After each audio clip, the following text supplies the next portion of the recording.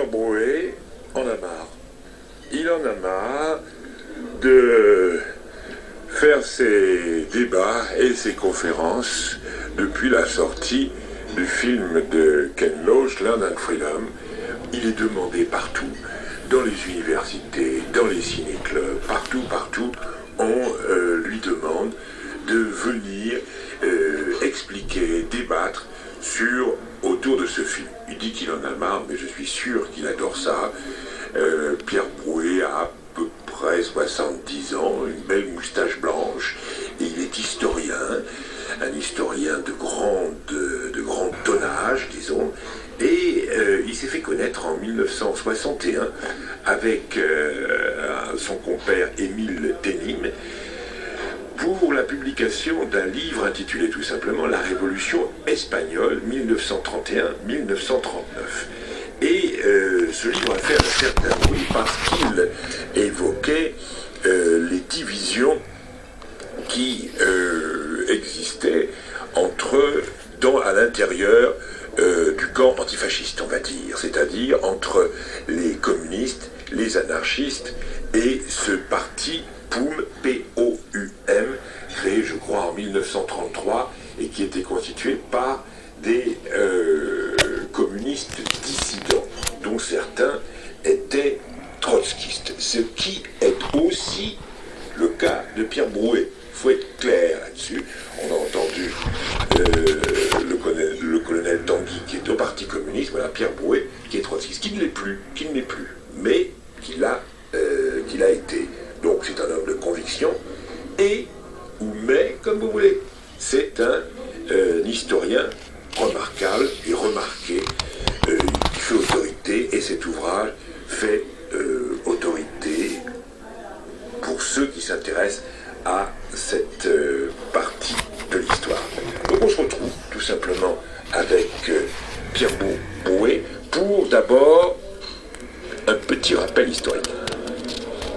Eh bien, la guerre d'Espagne commence en juillet 1936 avec le soulèvement des militaires qui est, disons, une opération préventive pour empêcher la révolution.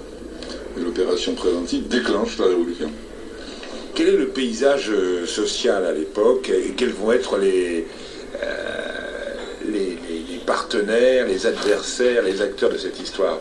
Écoutez, il y a d'abord une masse paysanne avec des conditions très diverses, mais où quand même le paysan pauvre domine. Il y a un prolétariat pauvre très combatif, avec une tradition qui s'appuie sur les anards. Anarchistes. Ça, c'est une rareté. Oui, c'est une rareté. Chez nous, il y a des intellectuels surtout, qui sont anarchistes. Alors que le type de l'anarchiste, c'est un ouvrier ou un paysan. Et c'est des gens qui ont l'initiative, la combativité, l'idée, l'imagination. Et le fait qu'il y ait des anards en Espagne, ça a beaucoup compté pour le déroulement concret de la guerre. Alors, et les anarchistes, ces anarchistes-là, c'est pas nos anarchistes d'aujourd'hui, ils seraient plutôt comparables dans notre histoire française à nous, à nos anarcho-syndicalistes du tournant du siècle. Absolument. C'est la CNT, Confédération nationale du travail, c'est anarcho-syndicaliste ou syndicaliste révolutionnaire. La nuance est faible entre eux, c'est eux, c'est ça. Ceux qui vont être les acteurs de ce coup d'État du golpe, on dit comme ça, représentent qui? Sont le bras armé de l'autre Espagne, c'est-à-dire l'Espagne des propriétaires, des grands propriétaires, l'Espagne catholique. De l'Église, de la hiérarchie catholique, qui est très puissante, bien sûr, du corps des officiers, et d'un certain nombre de bourgeois qui sont en principe souvent républicains, mais dès que les troubles commencent, les voilà qui se précipitent à droite. Alors on a évoqué les républicains, dans le camp républicain, on a évoqué les anards qui n'y sont pas encore, les anarchistes qui n'y sont pas encore. Alors, qu'est-ce qu'il y a dans ce camp-là? Il y a les communistes. Ils sont pas grand-chose, hein. À cette époque, ils sont vraiment pas grand-chose. Un petit groupe qui a crevé de sectarisme pendant des années. Crevé de sectarisme. Condamnant tout le monde, les social-fascistes, les narco-fascistes, enfin, le vocabulaire de l'époque. Il y a les partis républicains, et puis qui le soutient, et qu'il soit plus ou moins extérieur, le POUM, qui est le parti de Henri Lénine, c'est-à-dire de communistes et dissidents. Alors le POUM, POUM, P-O-U-M, Parti ouvrier et d'unification marxiste. Voilà. Alors, qui ne sont pas des trotskistes. Il y a les anciens trotskistes, dont ils sont dedans, c'était la gauche communiste. Et ce ne sont pas des trotskistes proprement dit. Alors, il y a une chose qu'il faut comprendre, c'est que quand les soviétiques disent ces gens sont des trotskistes, ça veut dire que ces gens sont des gens à fusiller. On comprend mieux ce que ça veut dire. Pour lui, trotskiste, c'est à abattre. Le paysage alentour, c'est en France, donc en 1936, ce Front populaire qu'on a évoqué. C'est en Italie, évidemment, Mussolini qui est au pouvoir.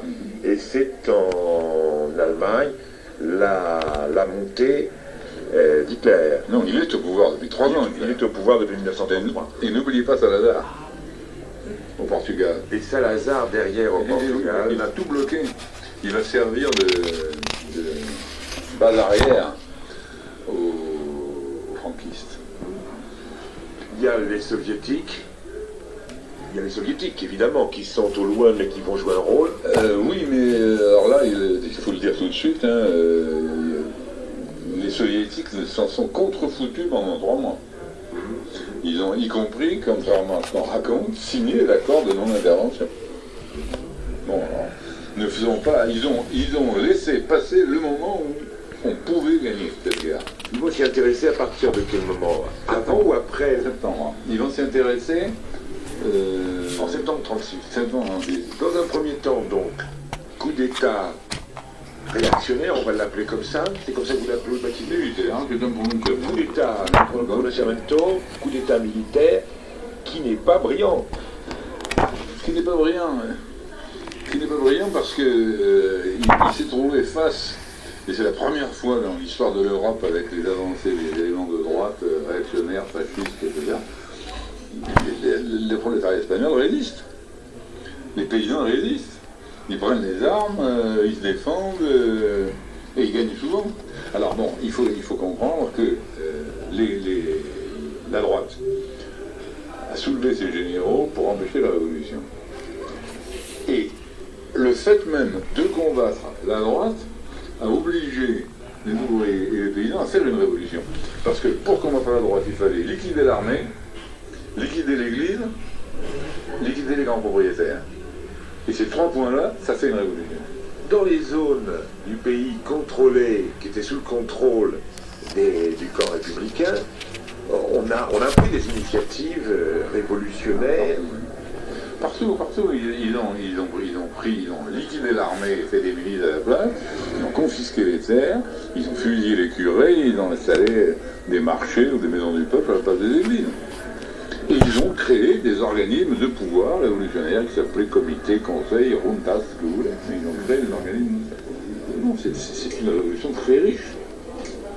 Une révolution très riche et qui nous enrichit, nous intéresse toujours aujourd'hui. Alors, il faut revenir sur cette histoire de la division et de la répression qui s'est abattue sur les communistes indépendants du POUM et sur les anarchistes, qui pour beaucoup a montré et démontré comment l'Union soviétique et ses agents ont trahi la cause de la révolution. C'est le point de vue de plus en plus répandu maintenant à la suite des travaux qui sont faits, des archives qui s'ouvrent, des travaux qui sont faits par les historiens. Là, il faut peut-être rapidement évoquer ce qu'a été mai 37. C'est en mai 37 que se produit l'affrontement majeur entre républicains qui aboutit à l'écrasement par les armes pour beaucoup d'observateurs et d'analystes du mouvement révolutionnaire. En mars 37, des unités communistes expulsent des anarchistes qui occupaient les postes douaniers à la frontière de la Catalogne. Et en guise de revanche, en avril, les anarchistes prennent le contrôle du centre téléphonique de Barcelone, ainsi que de certains quartiers de la ville. Le gouvernement à dominante communiste contre-attaque durant 4 jours, jusqu'à la capitulation des forces libertaires, anarchistes donc, et poumistes. C'est donc une guerre à l'intérieur de la guerre, une guerre civile à l'intérieur de la guerre civile, évidemment absolument fratricide.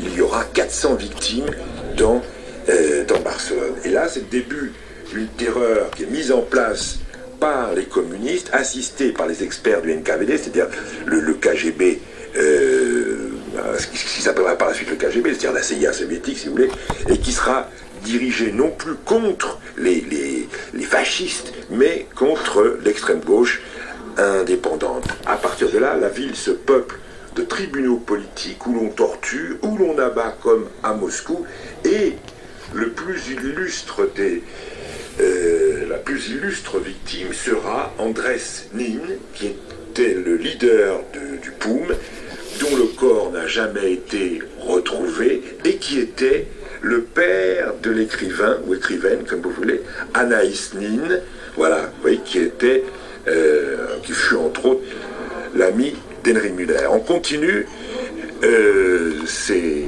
analyses et ces descriptions de la guerre d'Espagne avec Pierre Brouet.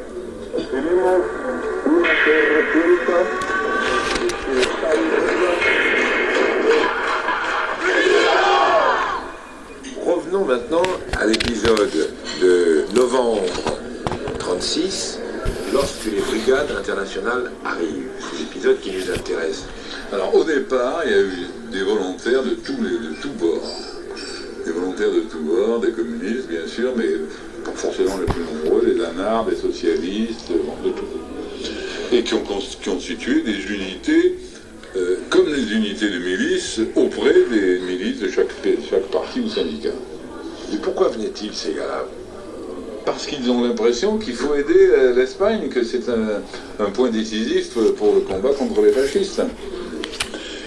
Mais ça, c'est venu après, c'est quand le PC s'est rendu compte qu'il pouvait être débordé par ce genre de choses, et qu'il a donc décidé de convaincre le gouvernement espagnol de créer des troupes spéciales, qui d'ailleurs étaient officiellement la Légion étrangère du gouvernement républicain, qui sont appelés les brigades, et qu'ils ont contrôlé de A à Z. Hein. Alors là-dessus, il n'y a pas de discussion possible. Moi, j'ai passé des heures dans les archives sont à Moscou, et tout était contrôlé jusqu'au moindre bouton de veston. Hein.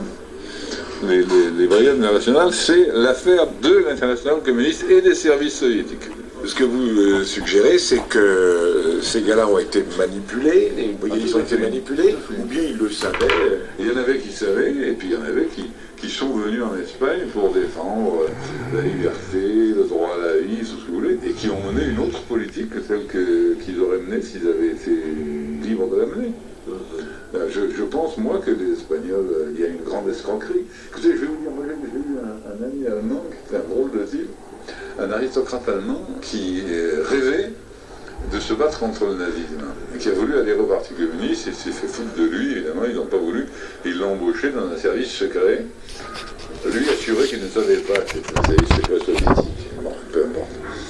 Et il s'est retrouvé en Espagne, et en Espagne, il est entré dans la police de Catalogne, où il surveillait les Allemands pour essayer d'y repérer les nazis ou les trotskistes. Il a arrêté des gens, il a torturé, interrogé, torturé.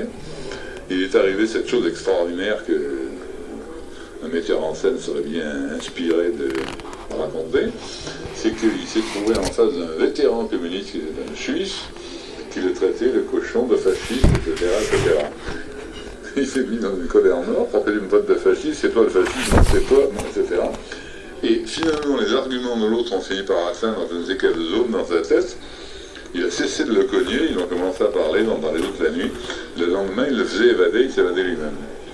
Et ce type a tout d'un coup découvert la politique qu'il avait appliquée, qui il avait persécuté, c'est-à-dire des frères, et non pas l'ennemi, le fasciste.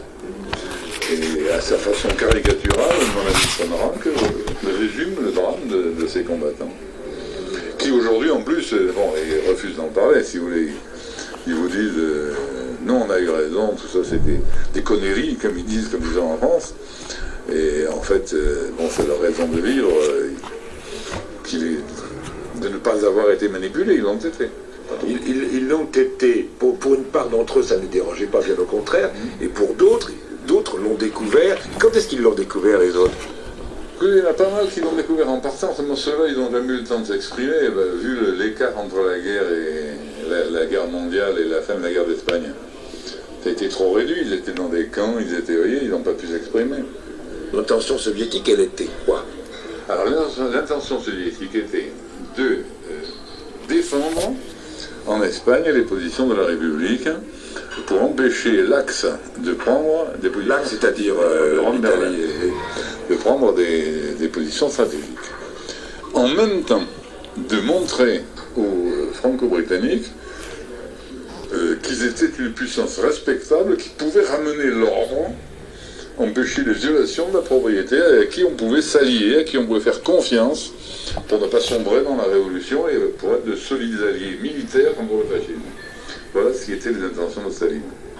Il y a des gens qui ont été complètement cocus là-dedans, cette histoire. Oui, bien sûr.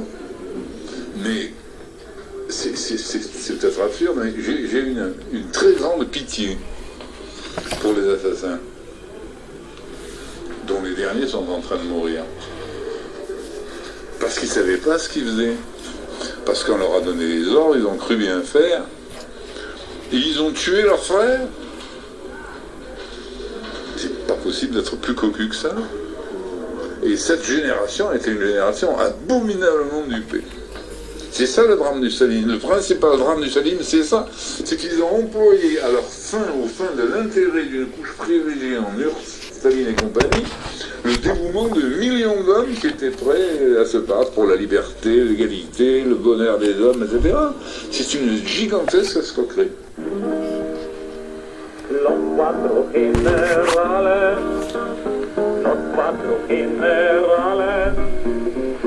cuatro generales, mamita mía, que se han alzado, para la noche buena, para la noche buena, para la noche buena, mamita mía, serán ahorcados, Madre que bien resistes, madre que bien resistes, madre que bien resistes, mamita mía, los bombardeos de las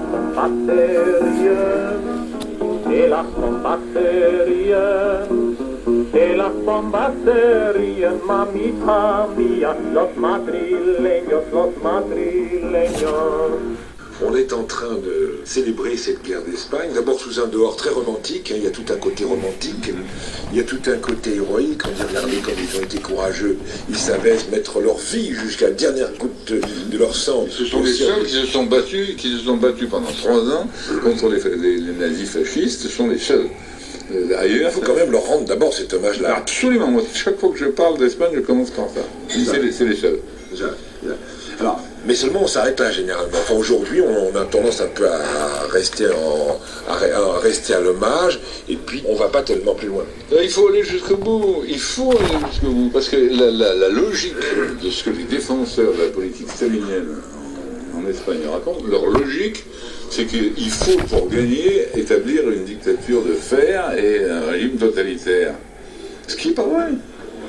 On ne se bat pas contre les idées qu'on défend. Et en faisant le contraire de ce qu'on défend. De même qu'on ne fait pas d'histoire avec une gomme.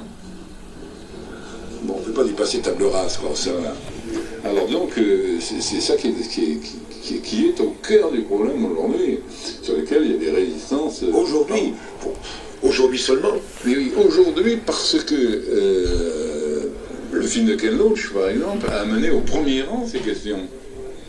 Écoutez, moi je vais vous dire une chose là. Moi j'ai écrit mon premier livre sur la Révolution et la guerre d'Espagne avec Émile Tebim. Bon, vous croyez que j'ai été interviewé? Vous croyez qu'on m'a demandé quelque chose?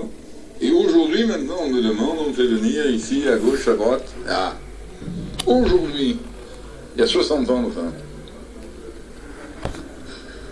Et ça sera maintenant ou jamais, hein, mais si c'est jamais, c'est un ulcère qui s'installe pour toujours. À partir de quel moment a-t-on été en mesure de savoir quelle était la vraie nature du stalinisme? C'est une question difficile, parce que quand vous dites « on », ça veut dire 10 personnes, 1000 personnes, 1 million de personnes. C'est pour répondre à la petite phrase « ah bon, vous ne savez pas, on ne pouvait pas savoir ». Écoutez, moi, je pense que les procès de Moscou, tels qu'on nous a présentés, pour un être à l'esprit indépendant qui s'est serré de sa tête, c'était éclatant. Et consciemment ou non, ceux qui n'ont pas compris à ce moment-là, c'est qu'ils ne voulaient pas comprendre. Je suis méchant, hein, mais je le pense.